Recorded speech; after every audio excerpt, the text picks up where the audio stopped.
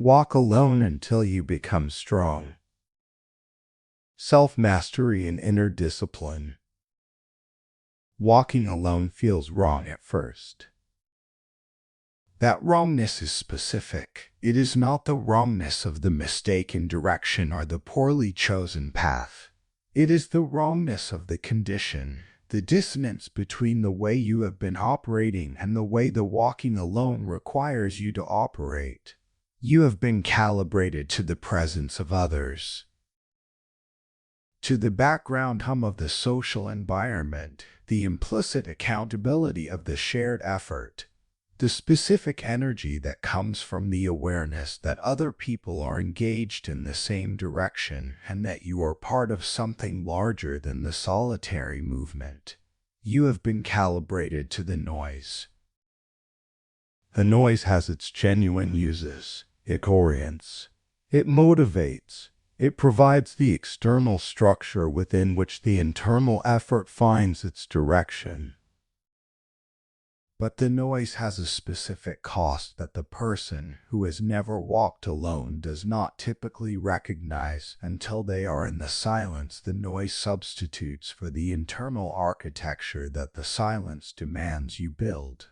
When the noise is always present, the internal architecture is never genuinely tested, because the external structure is always there to catch the failures of the internal one. The external accountability replaces the internal standard.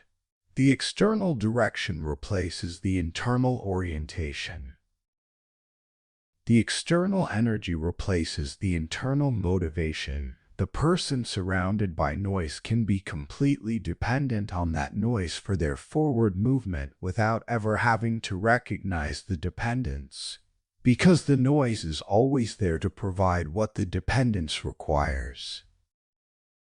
Strength is not built in crowds. This is the specific claim that this audiobook develops across 10 chapters. And it is worth stating at the outset with the precision that the claim requires. The claim is not that others are unnecessary, that connection has no value, that the social dimension of the human life is a distraction from the genuine development. A claim is more specific than that.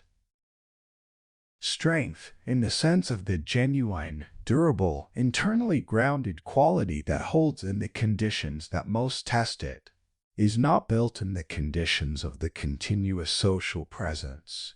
It is built in the conditions of the silence, where the internal architecture must provide what the external environment is no longer providing, and where the quality of the internal architecture is therefore directly and honestly revealed. The silence reveals. That is the specific quality of the walking alone that this audiobook develops. It reveals who you are when the social performance is not structuring the experience. It reveals what your actual motivation is when the external motivation is not available. It reveals what your internal standards actually are when no one is watching to enforce the standards you would otherwise perform. It reveals the genuine quality of your emotional regulation when the social environment is no longer managing your emotional states through the contagion of its presence. The silence is not the absence of the productive conditions. It is the most directly productive condition available for the specific development that genuine strength requires. 10 chapters, each one a specific layer of the development that the walking alone produces when it is engaged with deliberately rather than endured passively. By the end of this audiobook, the silence that currently feels like the wrong condition will be understood as the most specific and most valuable condition for the development that you are actually pursuing. The walking alone will be understood not as the deprivation of the social presence, but as the specific practice that builds what the social presence was preventing from being built. Introduction. Why walking alone feels so difficult. Most people are not afraid of failure. They are afraid of being alone. The fear of the solitude is the specific psychological mechanism through which the walking alone feels so difficult for so many people, and it is worth understanding precisely before the 10 chapters develop the response to it. The fear is not the irrational anxiety of the person who has made an error of thinking. It is the accurate expression of the genuine neurological architecture of the social brain, the system that processes the prolonged absence of social connection as a genuine threat signal and generates the specific affective responses of the isolation anxiety, the restlessness that drives the reaching for the phone, the background unease that makes the quiet room feel like the wrong environment, the specific discomfort that the noise of the social environment so reliably relieves. These are not character failures. They are the accurate functioning of a system designed to ensure that the social animal remains social. The fear of solitude is the first specific content of the difficulty. The fear is not the dramatic terror of the obviously frightening experience. It is the low-level, persistent, often unnoticed discomfort of the social absence, the specific quality of the quiet that the social brain reads as the wrong condition and generates the behavioral pressure toward the noise to correct. The fear is present as the immediate reach for the phone before the discomfort of the silence has fully registered. It is present as the preference for the crowded environment over the empty one, not because the crowded environment is more productive, but because it relieves the low-level pressure that the empty one generates. It is present as the specific discomfort that sits in the chest of the person who is genuinely alone with themselves for the first time in a sustained period. The discomfort that has no obvious cause and no obvious resolution, and that the return to the social environment so consistently and so immediately relieves.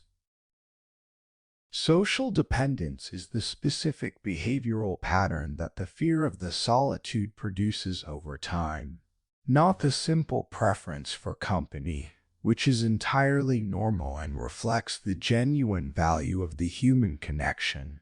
The specific organization of the life and the schedule around the availability of the social noise as the primary management of the discomfort of the solitude.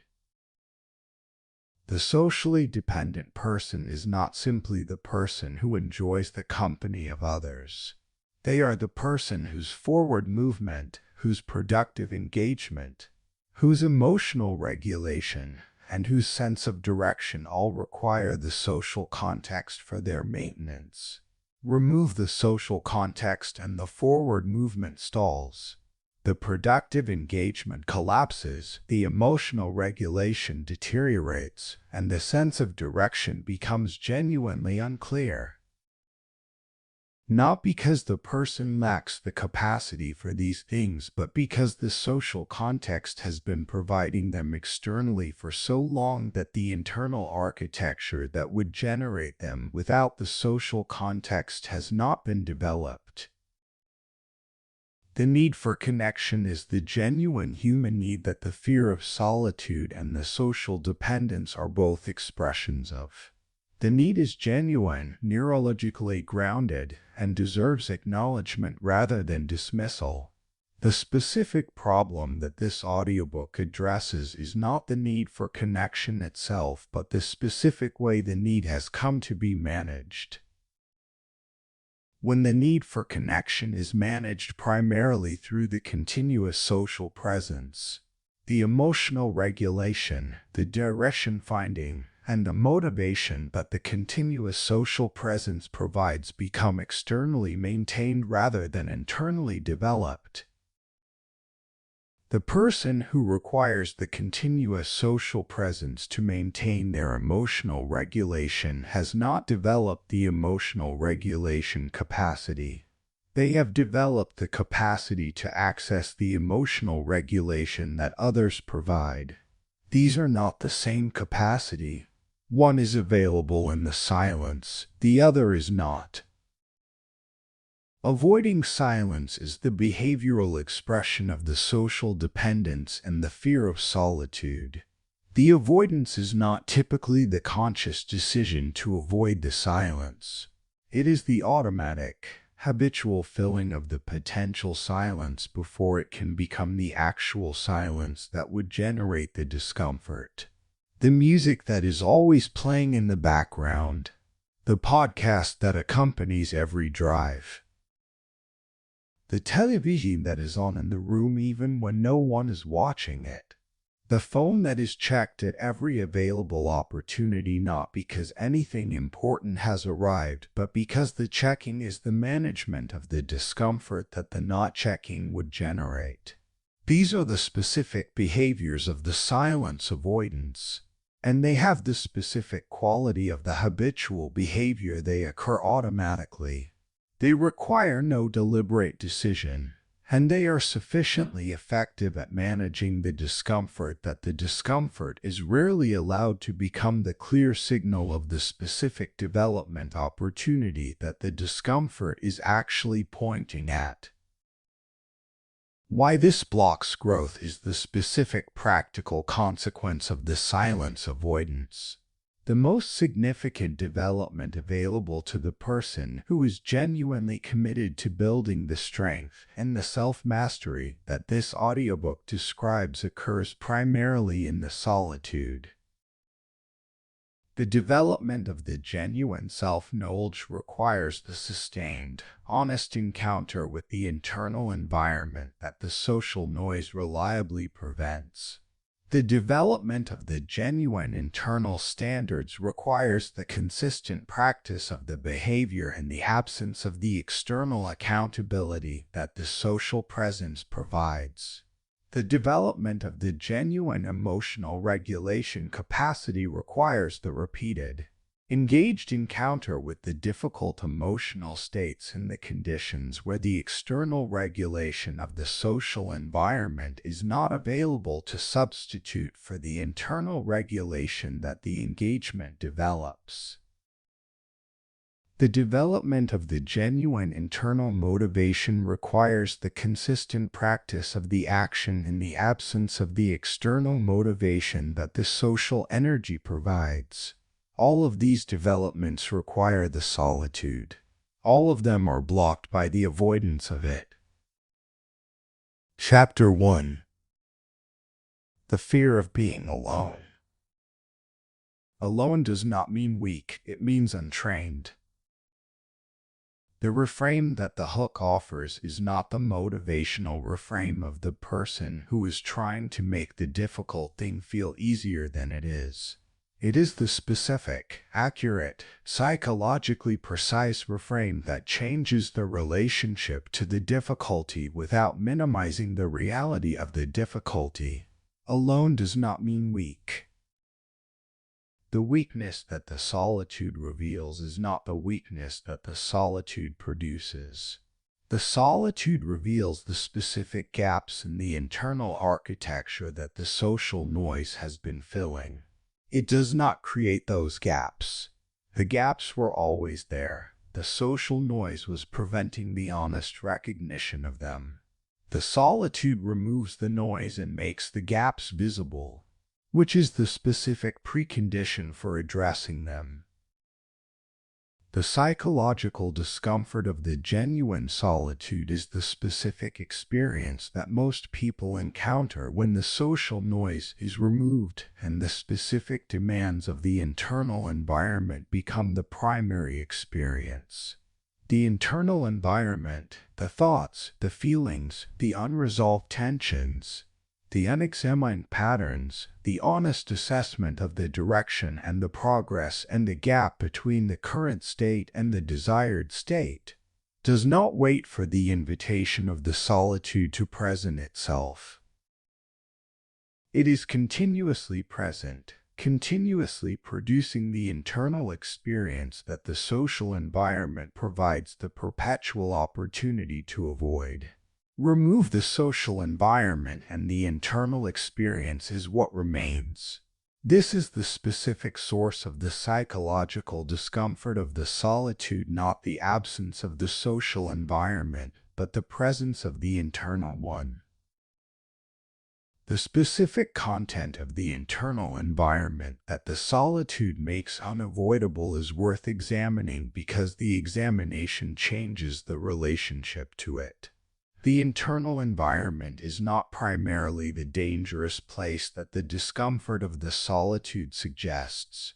It is the ordinary, unexamined experience of the person who has been busy managing the external life without the sustained, honest engagement with the internal one, the thoughts that have not been examined, the feelings that have been managed rather than understood, the patterns that have been followed without the inquiry into where they lead, the gaps between the self that is presented in the social environment and the self that is actually present in the private one. None of these is the catastrophe that the discomfort of the confronting them suggests. All of them are the specific material that the self-mastery this audiobook builds is made from. Emotional resistance is the specific behavioral response to the discomfort of the genuine solitude. The variety of ways that the person who has encountered the internal environment reaches for the management of the discomfort before the genuine engagement with the internal environment has occurred. The emotional resistance is not the conscious decision to avoid the internal environment. It is the automatic reach for the relief before the discomfort has become the clear signal of the development opportunity that it actually is. The phone that is reached for, the activity that is found, the distraction that is created. Each of these is the specific expression of the emotional resistance, and each of them has the specific effect of preventing the engagement with the internal environment that the solitude was making available. Avoidance patterns are the specific established behavioral routines through which the emotional resistance is expressed across time. The habitual management of the solitude discomfort that has become the default response to the conditions of the social absence. The avoidance patterns are typically not experienced as avoidance.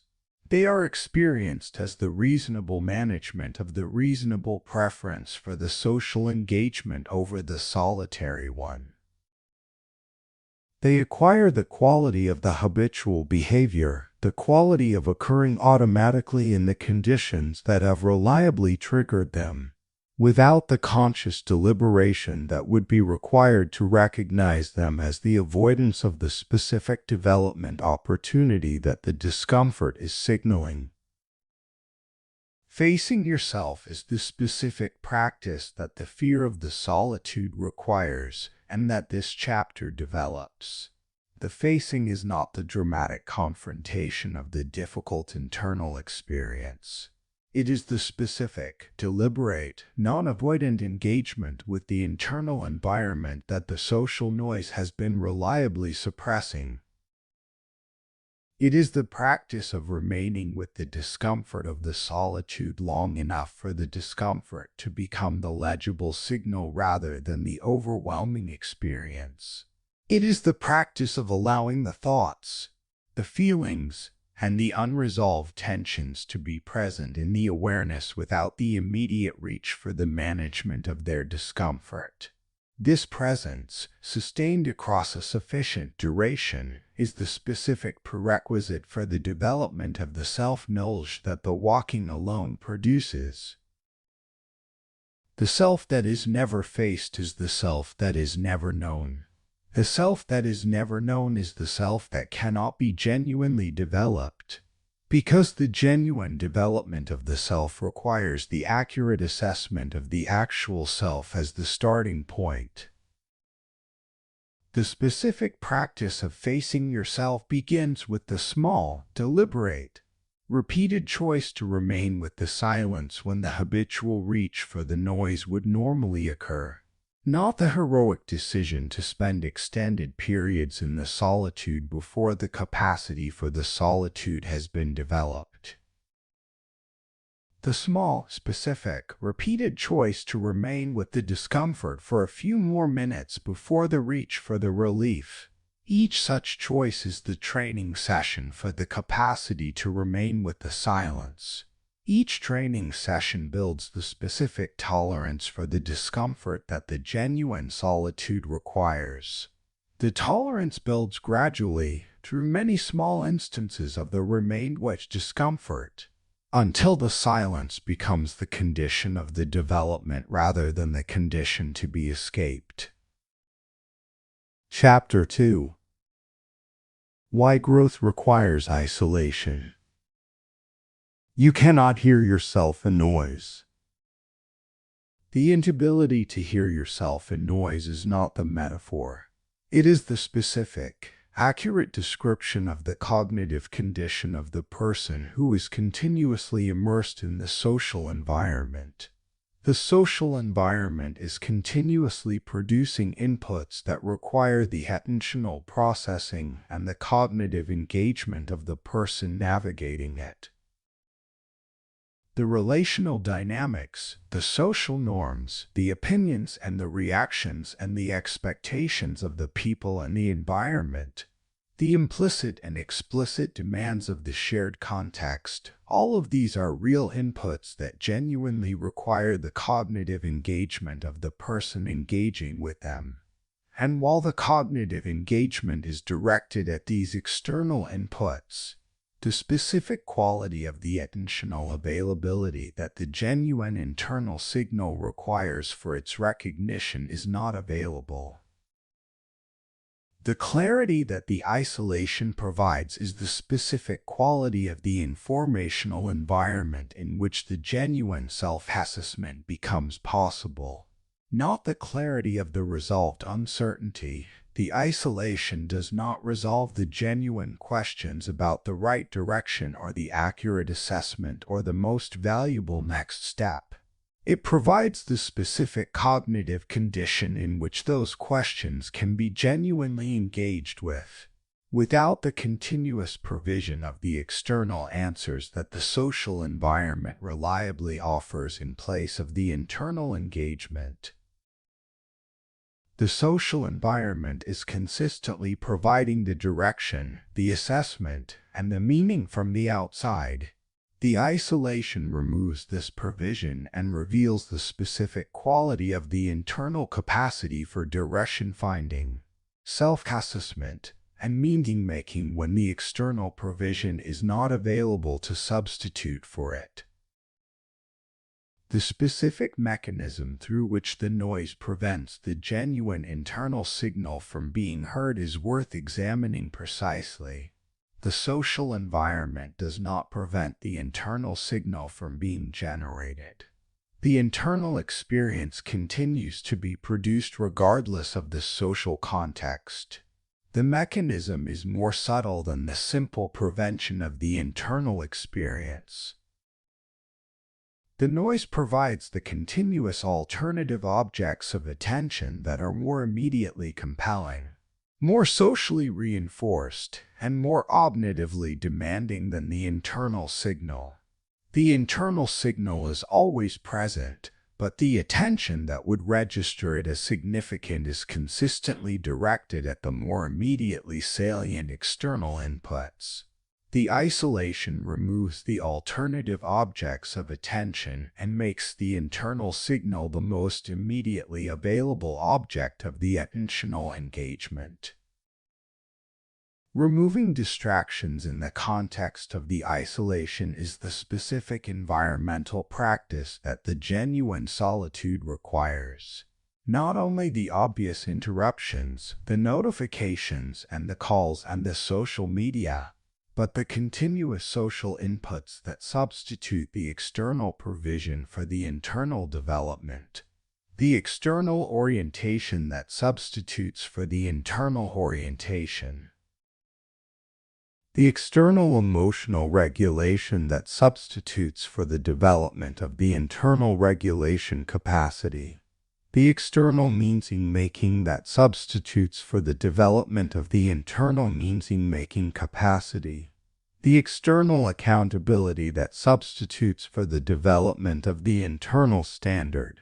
Each of these substitutions is the specific mechanism through which the continuous social presence prevents the development of the internal architecture that the genuine walking alone requires. Internal awareness is the specific development that the removal of the distractions enables over time. The gradual development of the attentiveness to the internal experience that the continuous social immersion was preventing. The internal awareness is not a single capacity but a specific cluster of related capacities, the capacity to notice the current internal state with accuracy. The capacity to distinguish the genuine internal signal from the adopted external input. The capacity to recognize the patterns in the internal experience across time. And the capacity to use the internal signal as the guide for the direction rather than the noise as the substitute for it.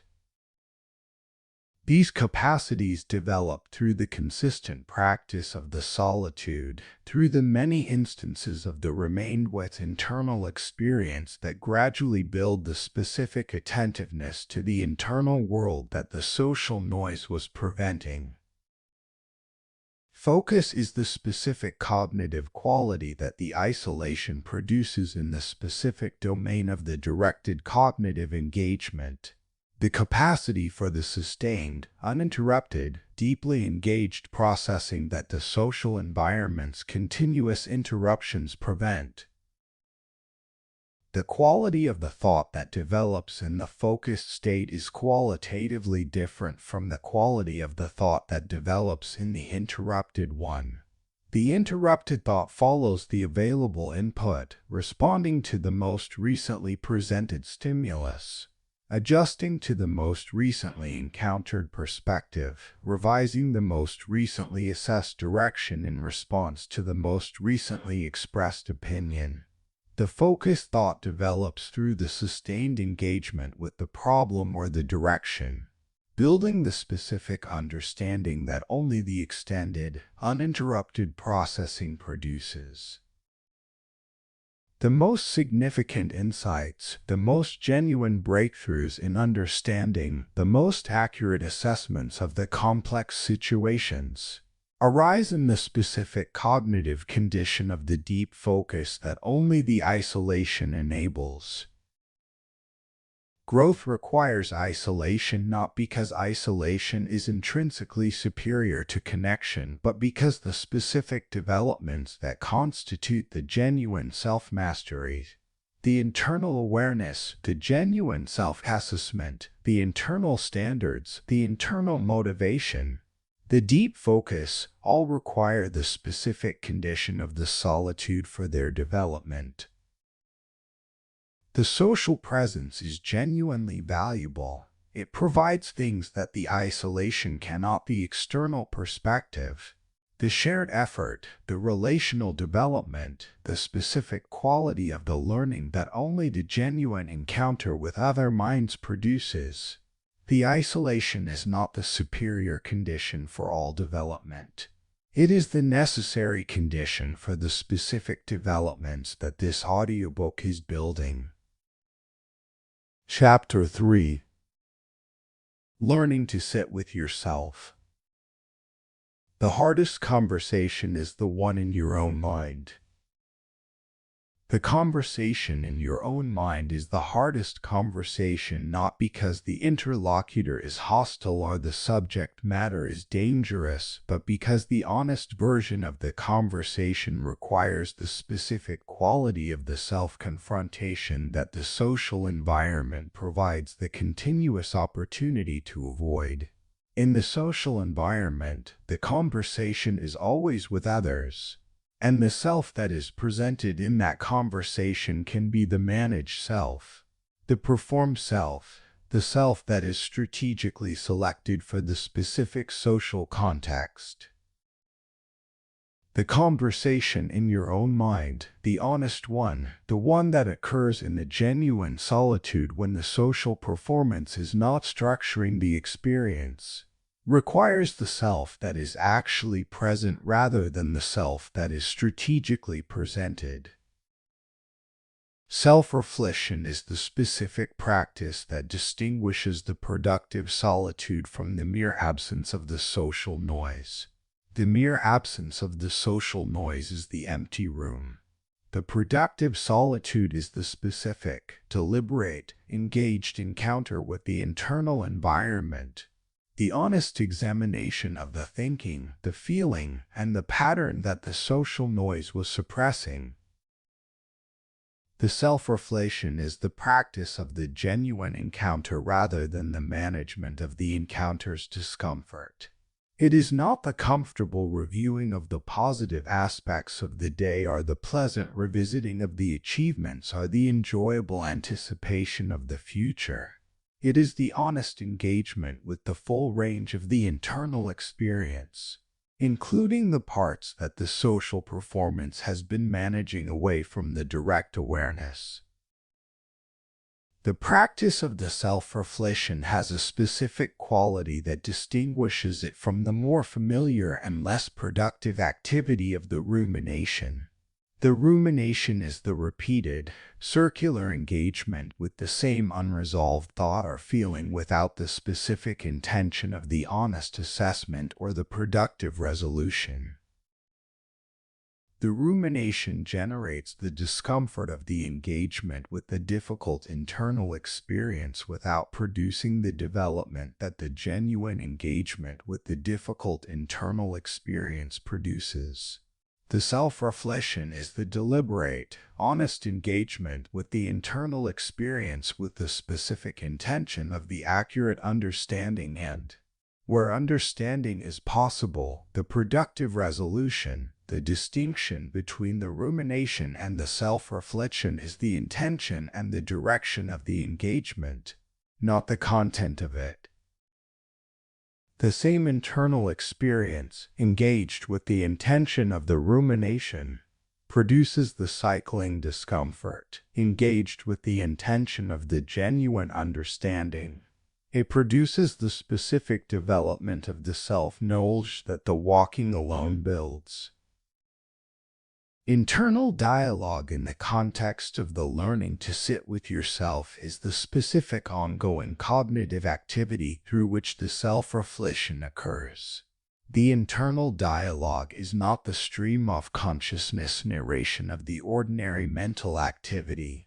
It is the specific, deliberate quality of the cognitive engagement in which the more honest part of the internal experience is given the attentional space to be heard alongside the more comfortable part. The internal dialogue has a specific quality of the genuine inquiry, the authentic question posed to the internal experience and the patient waiting for the authentic answer rather than the immediate provision of the comfortable answer that the social performance would generate. The quality of the awareness that the self-reflection builds gradually across many instances of the practice is the specific development that makes the subsequent chapters possible.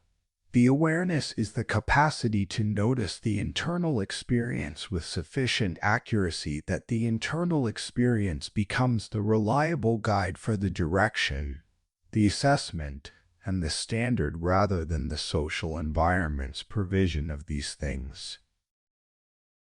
The awareness builds through the practice, each instance of the genuine self-reflection, each moment in which the honest internal experience is engaged with rather than managed away from, adds to the specific attentiveness to the internal world that the awareness consists of. The awareness that has been built across many instances of the genuine self-reflection is the awareness that provides the accurate self-knowledge from which the genuine development of the strength and the self-mastery proceeds. Emotional honesty is the specific quality of the self-reflection that is most directly demanding and most directly productive.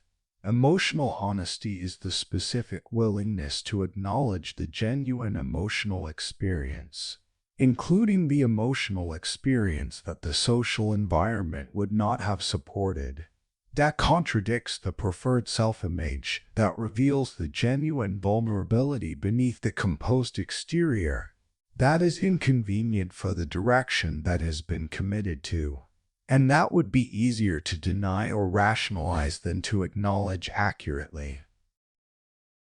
The emotional honesty is not the therapeutic exercise of the cathartic expression of the difficult feeling. It is the cognitive practice of the accurate labeling of the actual internal experience, without the distortion of the social performance or the defense of the preferred self-concept. The accurate labeling is the specific prerequisite for the genuine development that the walking alone produces, because the genuine development requires the accurate assessment of the actual starting point. And the accurate assessment of the actual starting point requires the emotional honesty that names the actual experience rather than the preferred version of it. Chapter 4. Discipline without external pressure. No one is watching, and that is the real test. The real test of the discipline is not the discipline that is performed in the presence of the external accountability. The external accountability, the awareness that others are observing the behavior and will respond to it with the social consequences of the approval or the disapproval, is a genuine and powerful motivator. The behavior that is maintained in the presence of the external accountability is the behavior that has been shaped by the social environment's incentive structure. It is valuable evidence that the person can perform the behavior when the social incentives are sufficient to motivate it. It is not evidence of the internal standard that would maintain the behavior in the absence of those incentives. The self-discipline that the walking alone requires is the specific developed quality of the internal standard, the explicit, prior commitment to the quality of the behavior that the person maintains when no one is watching, when the social incentives are absent, when the only criterion of the behavior's adequacy is the internal standard rather than the external recognition. The self-discipline is the specific answer to the question of who governs the behavior when the external governance has been removed. In the walking alone, the external governance is absent. The social observation that would generate the approval or the disapproval is not available. The accountability to others that would produce the consequences of the maintained or the abandoned standard is not present. Only the internal standard and the person's relationship to it determine the quality of the behavior. Internal standards are the specific content of the internal governance that the self-discipline requires.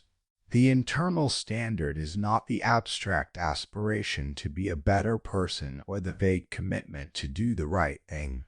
It is the specific, explicit, prior commitment to the specific quality of the behavior in the specific domain of the standard. The specific number of pages read before the day's social engagements begin.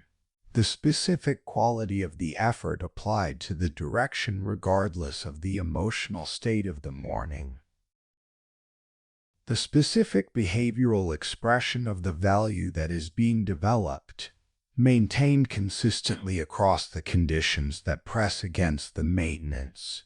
The internal standard has the quality of the committed rule rather than the aspirational guideline. The committed rule is maintained because the commitment was made, not because the conditions of the specific day happen to support the maintenance. Consistency is the specific temporal quality of the self-discipline. the maintenance of the internal standard across the full range of the conditions that the walking alone produces over time. The conditions of the walking alone include the conditions of the high motivation, when the direction is clear and the energy is present and the emotional state supports the effort. They also include the conditions of the low motivation, when the direction is uncertain and the energy is absent and the emotional state does not support the effort. The consistency is the maintained quality of the behavior across both sets of conditions. The discipline that is present in the high motivation conditions and absent in the low motivation conditions is not the genuine internal standard. It is the expression of the motivation rather than the expression of the standard. And the motivation, as the subsequent chapter on inner discipline develops, is the unreliable foundation for the sustained development that the genuine self-mastery requires. Integrity is the specific quality of the relationship between the internal standard and the actual behavior. The maintained alignment between the commitment and the conduct in the conditions where the external observation is absent and the departure from the standard would produce no social consequence. The integrity is specifically tested in the conditions of the genuine solitude, the conditions in which the choice of the lower standard rather than the higher one would be known only to the person making the choice. The person who maintains the internal standard in these conditions, not because of the fear of the social consequence of its abandonment, but because the genuine self-respect requires the consistency of the behavior with the standard that the self-respect has established, is the person who is developing the genuine integrity. The development of the integrity through the walking alone has a specific quality that the externally maintained discipline does not produce. The person who has maintained the internal standard consistently across many instances of the genuine solitude has the specific self-knowledge that the standard was genuinely theirs, not the performance of the standard for the social environment's approval. This self-knowledge is the foundation of the genuine self-trust, the specific confidence that the internal standard is the actual operating standard rather than the performed one. And the genuine self-trust is the foundation of the genuine confidence that distinguishes the person who has walked alone from the person who has only operated within the social structure that maintained the standard externally. Chapter 5. Building Strength in Silence. Silence reveals who you really are. The silence is the specific informational condition in which the genuine self, the self that is actually operating rather than the self that is being performed, becomes the primary content of the experience. The social environment provides the continuous opportunity for the performance of the self, the strategic presentation of the identity that serves the specific social context. The social performance is not deception in any simple sense. It is the normal, adaptive behavior of the social being who understands that the self that is appropriate in one social context is not the self that is appropriate in another, and who manages the presentation accordingly. The performance is the intelligence of the social navigation. But the performance also means that the genuine self, the self that operates in the absence of the social context, is never the primary content of the experience as long as the social context is always present. Identity in the silence is the specific quality of the self-experience that the walking alone produces when it is engaged with across a sufficient duration. The identity in the silence is not the dramatic discovery of the true self that was hidden beneath the social performances. It is the more modest and more useful discovery of the actual operating patterns of the genuine self, the actual values that govern the behavior when the social incentives are not shaping it, the actual motivations that produce the action when the external motivations are not providing it, and the actual quality of the emotional regulation when the social environment is not managing it. These discoveries are the accurate self-knowledge that the genuine development of the identity requires, and they are available only in the silence. Internal growth in the silence is the specific development that the honest encounter with the actual identity enables. The development that proceeds from the accurate starting point of the genuine self-assessment rather than from the aspirational starting point of the preferred self-concept. The person who has encountered their actual operating patterns in the silence is the person who has the specific, honest material for the genuine development. They know what the actual values are because they have observed them governing the behavior in the conditions where the social incentives were not shaping it. They know what the actual motivations are because they have observed them producing or failing to produce the action in the conditions where the external motivations were not providing it. This honest self-knowledge is the specific advantage of the person who has walked alone and genuinely confronted what the silence revealed. Removing distractions in this specific context is the practice of maintaining the silence against the specific pulls of the social environment that seek to fill it. The distractions in the silence are not only the obvious interruptions. They are the habits of the mind that have been shaped by the social environment to move toward the social input rather than remaining with the internal one. The thought that immediately generates the desire to share the observation with others rather than remaining with the observation. The feeling that immediately generates the desire to seek the confirmation or the consolation of the social response rather than sitting with the feeling and learning from it directly. These are the specific mental distractions of the person who has been calibrated to the social input, and their management is the specific ongoing practice of the building in silence. Stability in the context of the building in silence is the specific quality of the identity that does not require the continuous social confirmation for its maintenance. The socially dependent identity is unstable in the specific sense that it fluctuates with the social feedback. Elevated when the social environment provides the positive recognition and diminished when it withholds it or provides the negative. The identity that is built in the silence is stable in the specific sense that it is maintained by the internal evidence of the genuine qualities rather than the external provision of the social confirmation. The stability is the product of the self-knowledge, the genuine self-trust, and the consistent expression of the internal standard across many instances of the solitude that have provided the honest evidence of what the person actually is when the social performance is not structuring the experience. The strength that the silence builds is not the strength of the person who has become superior to others or who has demonstrated their independence as a form of superiority. It is the specific strength of the person who has developed the internal architecture that holds in the conditions that most test it. The strength of the genuine self-knowledge.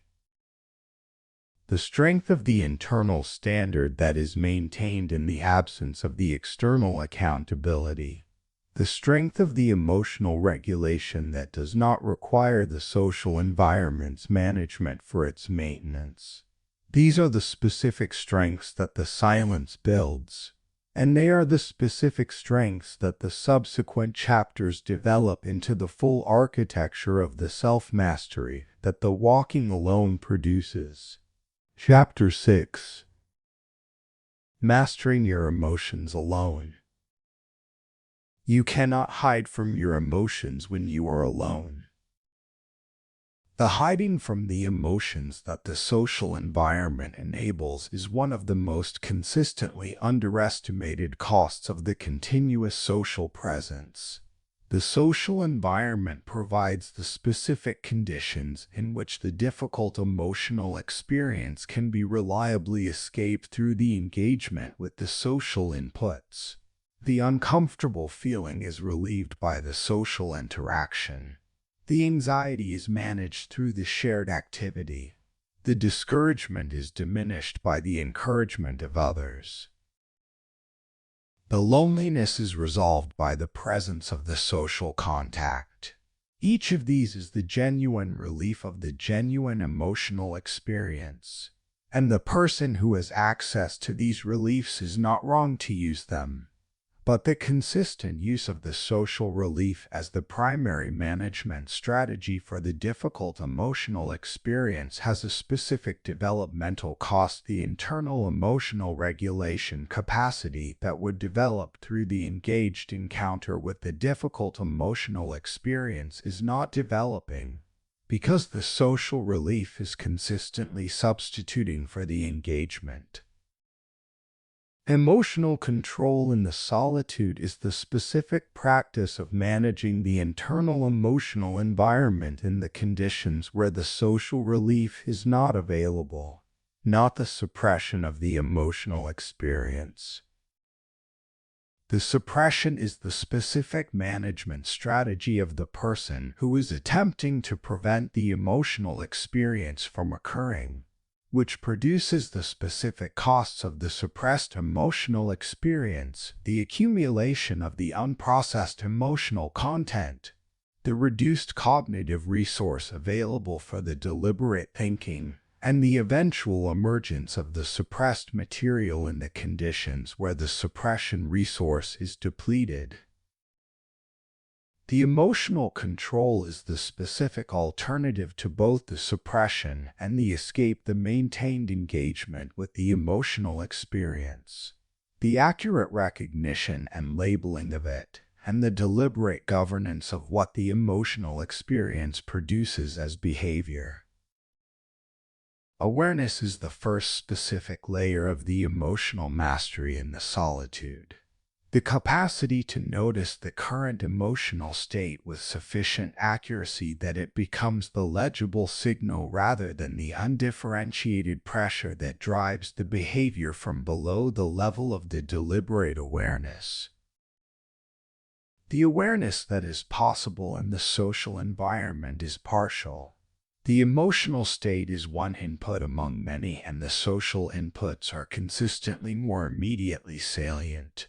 In the solitude, the emotional state is the primary input available, which makes the development of the accurate awareness of it both more demanding and more directly available. The solitude does not prevent the emotional experience from being difficult. It removes the escape routes that the social environment provides and makes the genuine engagement with the difficult emotional experience the only available response to it. Regulation in the solitude is the specific practice of the deliberate management of the emotional experience through the internally developed capacity rather than the externally provided relief. The breath regulation that addresses the physiological dimension of the emotional activation. The awareness practice that keeps the emotional state visible in the deliberate awareness rather than the invisible driver of the behavior. The deliberate cognitive engagement with the emotional experience that provides the assessment of the genuine significance of the feeling relative to the situation that generated it. The recognition of the difference between the accurate emotional response to the genuine features of the situation and the amplified emotional response that the activated state is producing beyond what the genuine features warrant. Each of these is the specific internal regulation practice that develops through the consistent, engaged encounter with the difficult emotional experience in the conditions of the solitude. Growth through the emotional engagement of the solitude is the specific development that the genuine encounter with the difficult emotional experience enables. The emotional experience that is avoided through the social escape produces no growth because the avoidance prevents the genuine engagement with the information that the emotional experience is providing. The emotional experience that is engaged with genuinely, that is allowed to be the full experience without the immediate reach for the relief, produces the specific information about the situation, the values, and the internal architecture that the emotional experience is accurately signaling. This information is the specific material of the emotional development. The person who has engaged with the difficult emotional experiences of the solitude across many instances has developed the specific emotional intelligence that the continuous escape from the difficult emotional experiences consistently prevents. The emotional mastery that the walking alone builds is the mastery of the person who can be fully present with the difficult emotional experience and can continue to function effectively in its presence. Not the mastery of the person who does not feel the difficult emotional experiences, which is not the mastery but the numbness. The mastery of the person who feels completely and who is not governed by what they feel. This is the specific quality that the solitude, when engaged with genuinely, develops over time. The capacity to be with the full intensity of the genuine emotional experience and to remain the deliberate author of the behavior rather than the automatic expressor of the activation. Chapter 7. Developing Inner Discipline. Discipline is what remains when motivation disappears. The disappearance of the motivation is not the exceptional condition that requires the exceptional response. It is the normal, recurring condition of every sustained effort toward every significant direction.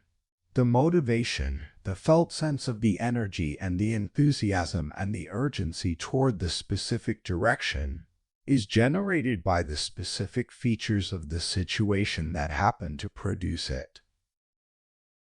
The novelty of the direction, the immediate proximity of the reward, the social energy of the shared effort, the specific quality of the emotional state that the direction currently produces. When these features are present, the motivation is present. When they are absent, which is the normal condition of the middle portions of every sustained effort, the motivation is absent. The person who requires the motivation to be present before the effort continues will not sustain the effort through its middle portions. The inner discipline is the specific behavioral quality that continues to maintain the direction in the conditions of the absent motivation. It is not the heroic forcing of the effort through the overwhelming opposition of the lack of motivation. The heroic forcing is not sustainable and is not what the genuine discipline is. The genuine discipline is the specific behavioral habit that has been practiced sufficiently consistently that it no longer requires the motivation to activate. The practice does not require the felt sense of the energy and the enthusiasm.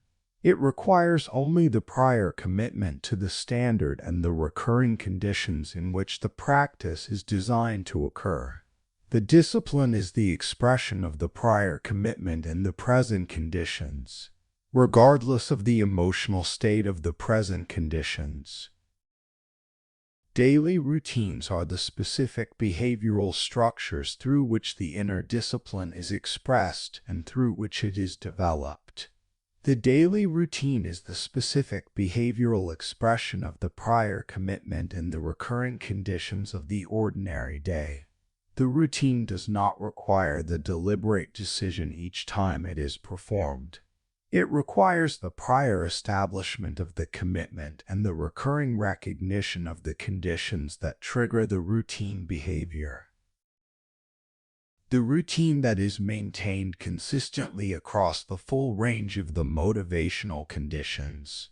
The high-energy mornings and the low-energy ones, the clear direction days and the uncertain ones, is the routine that is the genuine expression of the inner discipline rather than the occasional performance of it when the conditions happen to support the performance. Repetition is the mechanism through which the inner discipline is built from the deliberate effort into the reliable behavioral architecture. Each repetition of the maintained standard in the conditions that press against the maintenance is the specific training session that builds the neural infrastructure of the disciplined behavior. The early repetitions are effortful. The effort is the signal that the neural infrastructure of the disciplined behavior is not yet fully established, and that the deliberate effort is providing the motivation that the established architecture would eventually supply automatically. The middle repetitions are less effortful as the neural infrastructure develops. The later repetitions are the expression of the established architecture, maintained with the specific quality of the habit rather than the effort of the deliberate override. The discipline is built through the repetition. The repetition is the practice. Structure in the context of the inner discipline development is the specific environmental and temporal organization that supports the consistent performance of the discipline practice in the absence of the moment-to-moment motivation to perform it. The structure is the specific prior decision about the time, the conditions, and the quality of the practice that removes the need for the in-the-moment decision about whether to perform it. The in-the-moment decision is the specific vulnerability point at which the absence of the motivation can prevent the performance of the practice. The prior structural decision removes this vulnerability by converting the performance of the practice from the in-the-moment choice into the default behavior of the established structure. The structure supports the discipline by removing the decision that the absence of the motivation would corrupt. Control is the specific experiential quality that the developed inner discipline produces. The specific quality of the person whose behavior is genuinely governed by the internal standard rather than the varying motivation. The social environment's expectations or the momentary emotional state. The control is not the dramatic performance of the invulnerability to the external conditions. It is the quiet, consistent, daily expression of the person whose behavior maintains the quality of the internal standard across the conditions that most consistently press against the maintenance. This is the specific quality that the walking alone builds and that the social noise was preventing from being built. Chapter 8. Becoming self-sufficient. When you rely on yourself, you become stronger. The self-sufficiency that the walking alone builds is the specific integrated quality of the person who has developed the internal architecture across the full range of the dimensions that the walking alone requires. The self-sufficient person is not the person who has declared the independence from all external input or who has performed the strength of the person who needs nothing from anyone. The self-sufficiency is the specific quality of the person whose functioning, whose direction-finding, emotional regulation, motivation, and standard maintenance continues at the adequate level when the external resources that have been providing these things are not available. The self-sufficient person can access the external resources as the valuable additions to the sufficient internal capacity.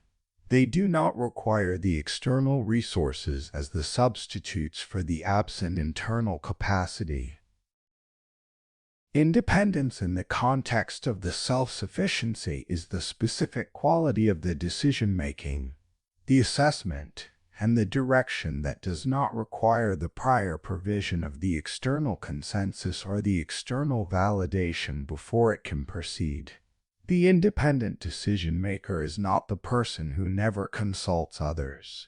The consultation of the people whose experience or perspective genuinely adds to the quality of the assessment is the intelligent use of the available resources. The independence is the specific quality of the decision-making when the external consultation is not available, when the decision must be made with the internal assessment as the primary basis. The independent decision-maker in this sense is the person whose internal assessment is sufficient for the decision, who can proceed without the external confirmation, and who does not require the social environment's approval of the direction before the direction can be committed to. Decision-making in the solitude is the specific exercise of the independence that the walking alone develops. Each decision made alone, in the absence of the social consensus, the external validation, and the shared deliberation that the social context provides, is the specific practice of the internal assessment that the self-sufficiency requires. The quality of the solitary decision-making improves through the consistent practice of the honest internal assessment and the committed execution of the direction that the assessment produces. The errors of the solitary decision-making, the decisions that the honest assessment would have assessed differently with more information or more experience, are the specific training instances that improve the quality of the internal assessment. The person who has made many solitary decisions and has assessed the outcomes of those decisions honestly has developed the specific internal decision-making capacity that the external consultation was previously substituting for. Confidence in the context of the self-sufficiency is the specific quality that the consistently adequate performance of the internal architecture produces over time. The confidence is not the performed certainty of the person who projects the image of the self-assurance. It is the specific, honest, evidence-based quality of the person who has observed the internal architecture performing adequately across many genuine demands and who has the specific self-knowledge that the performance is reliable rather than exceptional. This confidence is the product of the evidence. Each instance of the adequate solitary decision, each instance of the maintained standard in the absence of the external accountability, each instance of the emotional regulation without the social relief, each instance of the sustained motivation in the conditions of the absent external motivation, is the specific evidence from which the confidence is built. Stability in the context of the self-sufficiency is the specific quality of the consistent functioning across the varying conditions that the walking alone and the eventual return to the social environment both produce. The stable self-sufficient person is not moved from their direction by the social environment's approval or its disapproval, its encouragement or its discouragement, its recognition or its neglect. The stability is not the indifference to the social environment. It is the specific quality of the person whose direction is primarily governed by the internal assessment of its genuine value rather than the social environment's assessment of its social acceptability. The stability is the specific behavioral expression of the self-knowledge and the self-trust that the walking alone has built. It holds because it is grounded in the internal evidence of the genuine qualities rather than the external provision of the social confirmation. Chapter 9. Turning isolation into power. Isolation is a tool if you use it correctly. The distinction between the isolation as the passive condition and the isolation as the deliberate tool is the specific distinction that determines whether the walking alone produces the development this audiobook describes, or whether it produces the merely uncomfortable condition of the person who is experiencing the social absence without deliberately using its conditions for the development that the absence makes available. The isolation that is endured is the absence of the social presence. The isolation that is used is the specific condition in which the internal architecture is most directly developed because the external architecture that was substituting for it is no longer available. The difference between enduring and using is the difference between the passive experience and the deliberate practice. Perspective is the specific cognitive quality that the isolation enables through the specific mechanism of the distance from the social inputs. In the social environment, the situation is experienced from the inside, with the full weight of the social dynamics, the relational pressures, the group norms, the immediate emotional responses, and the specific quality of the cognitive engagement that the immersed experience produces. The isolation provides the specific distance from these inputs that allows the fuller, more accurate assessment of the situation from the position of the observer rather than the immersed participant.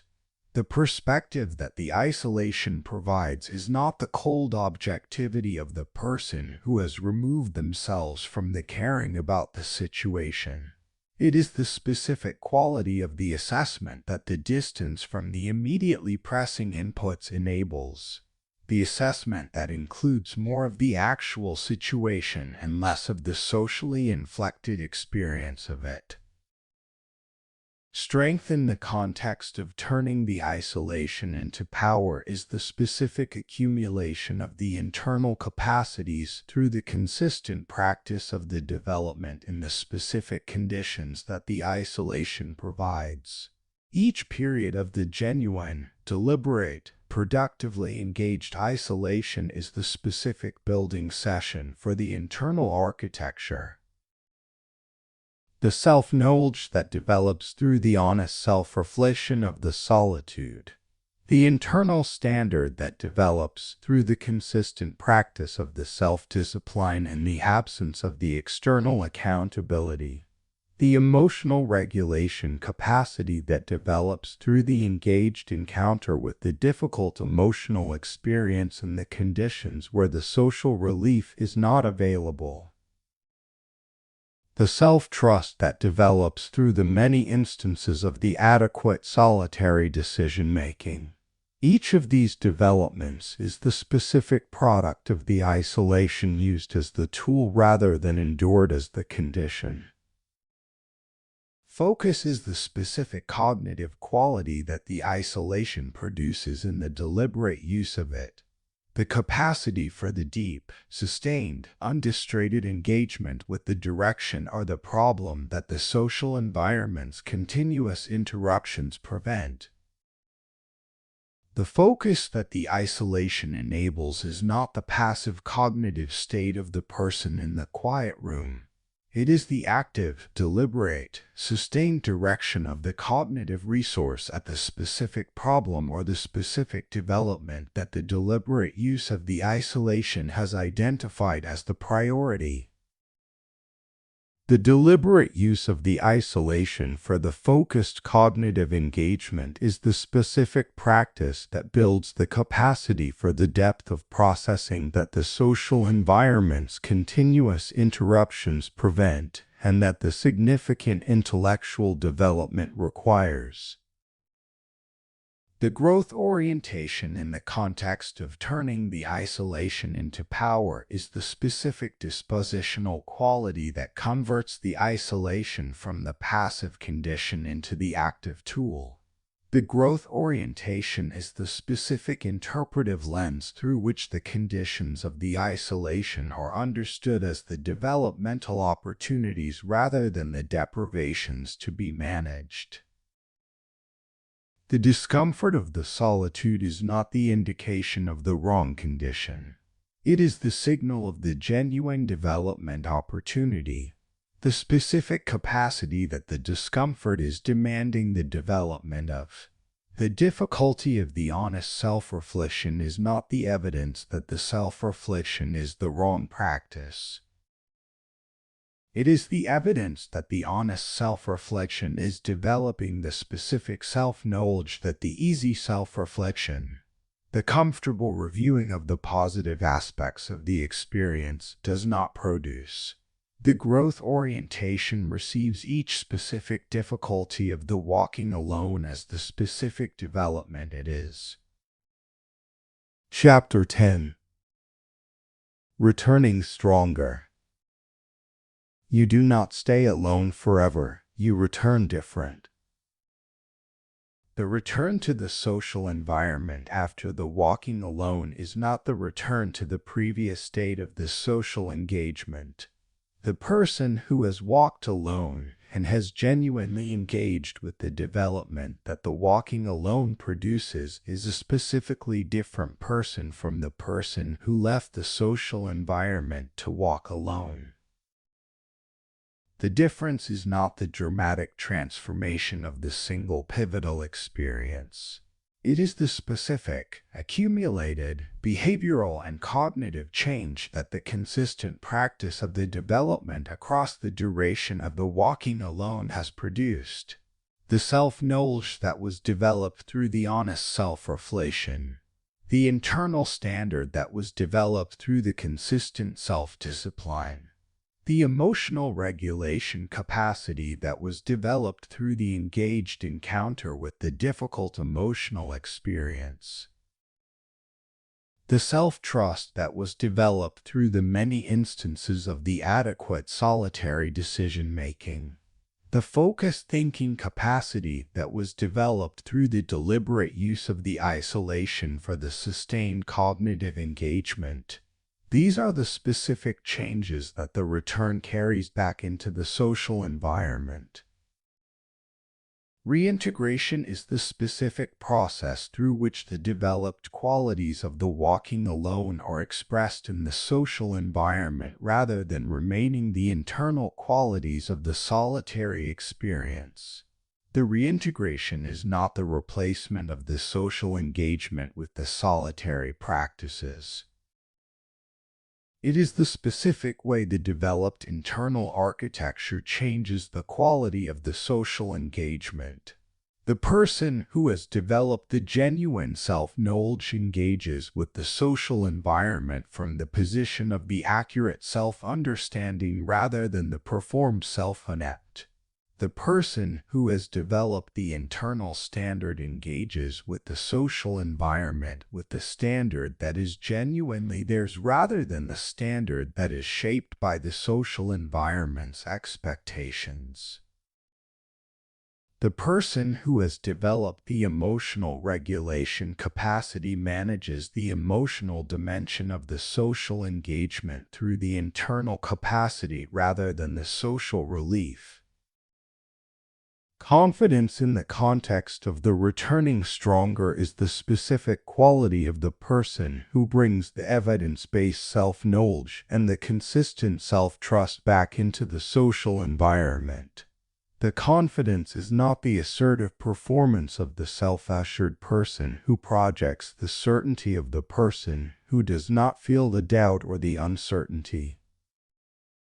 It is the specific, quiet, evidence-grounded quality of the person who has observed the internal architecture performing adequately across the genuine demands of the walking alone and who has the specific self-knowledge that the performance is reliable. This confidence is visible before it is stated. It is communicated through the behavioral quality rather than the verbal claim. The social environment reads it accurately as the genuine confidence that does not require the social confirmation for its maintenance.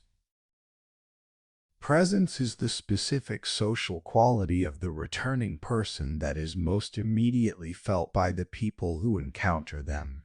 The presence is the full, genuine, undivided attentional engagement with what is actually present in the current interaction rather than the divided attention of the person who is simultaneously managing the social environment's impact on their internal state.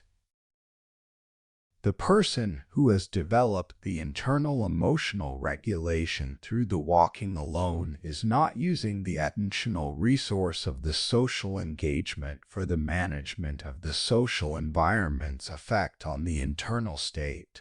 They are using the full attentional resource for the genuine engagement with what is actually present in the interaction. This full attentional presence is the specific quality that produces the specific experience of being genuinely seen and genuinely engaged within the people who encounter it. Respect in the context of the returning stronger is the specific social response to the genuine qualities that the walking alone has developed. The respect is not the performance of the admiration. It is the accurate social assessment of the genuine internal quality that the returning person expresses through the consistent behavioral demonstration of the self-knowledge, the internal standard, the emotional regulation, the self-trust, and the full presence that the walking alone has built. The respect is earned not through the announcement of the development or the claim to the quality, but through the behavioral expression of it across the many ordinary interactions in which the genuine quality of the person becomes visible to the social environment through the consistency and the quality of the actual behavior. The person who has walked alone and returned does not return to the same social environment from the same position. They return with the specific internal architecture that was built in the absence of the social environment. And they bring that architecture to the social environment as the genuine offering of the person who can now contribute from the strength of the developed internal capacity rather than from the insufficiency of the undeveloped one. The return is not the end of the development. It is the specific expression of the development in the conditions where the development can be genuinely tested and genuinely useful. Closing. What the walking built. You walked alone. Not because the social environment was unavailable or unwanted. Not because the connection has no value or because the people in your life were insufficient to the need.